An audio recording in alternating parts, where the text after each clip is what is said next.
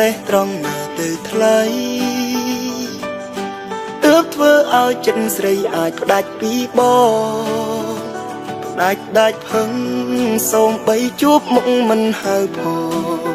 ហាំងដូចជ្រិញមុខបងទាំងបេះដូងនៅស្នេហ៍ទទួលស្គាល់ថាបងមុខក្រាស់បន្តិច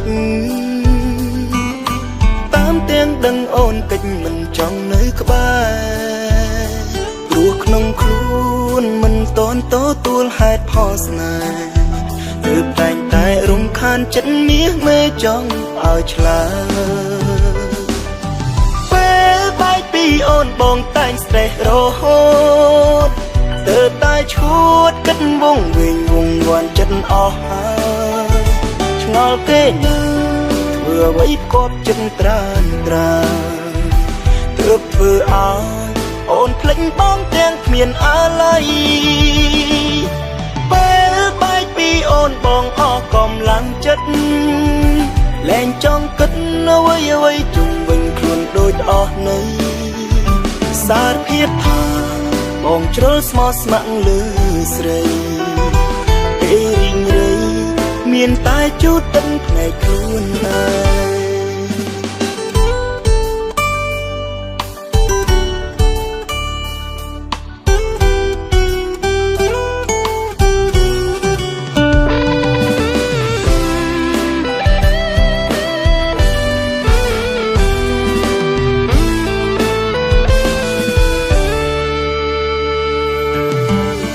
ទទួលស្គាល់ថាបងមុខក្រាស់បន្តិច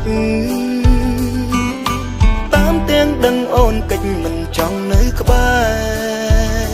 ព្រោះក្នុងខ្លួនមិនតន់ទទួលហេតុផលស្នេហ៍ទើបតែងតែរំខានចិត្តមាសមេចង់ឲ្យឆ្លើយពេលបែកពីអូនបងតែងស្រេះរហូតទើបតែឈួតគិតវងវិញវងវាន់ចិត្តអស់ហើយ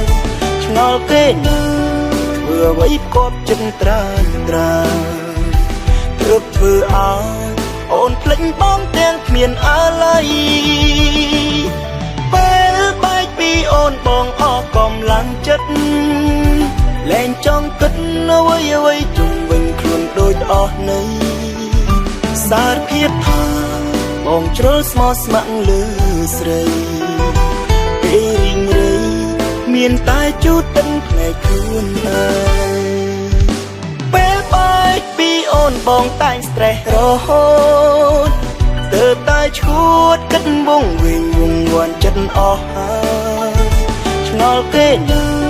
ធ្វើអ្វីផ្គប់ចិត្តត្រានទើបធ្វើឲ្យអូនភ្លេចបងទាំងគ្មានអាល័យពេលបែកពីអូនបងអស់កំលាំងចិត្តលែងចង់គិតអ្វីជុំវិញខ្លួនដូចអស់ន័យសារភាពថាបងជ្រុលស្មោះស្ម័គ្រលើស្រី